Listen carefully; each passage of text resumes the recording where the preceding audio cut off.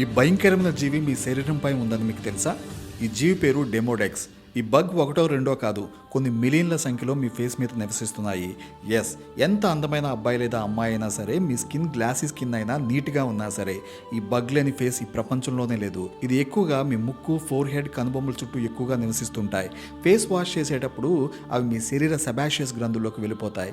ఆ గ్రంథులు ఎక్కువగా ఉంటే మీ స్కిన్ ఎక్కువగా ఆయిలీగా కనిపిస్తూ ఉంటుంది. ఈ ఆయిలీగా ఉండే గ్లాండ్స్లోనే ఈ యొక్క బగ్స్ నివసిస్తూ ఉంటాయి. మీరు నిద్ర లేచినప్పుడు అవి స్కిన్ గ్లాండ్స్లోకి వెళ్ళిపోతాయి. మళ్ళీ మీరు నిద్రపోయినప్పుడు మళ్ళీ అవి బయటకు వచ్చి మీ తలలో వెంట్రుకలు రాలిపోయే విధంగా మీ వెంట్రుకల్ని బలహీనం చేస్తాయి.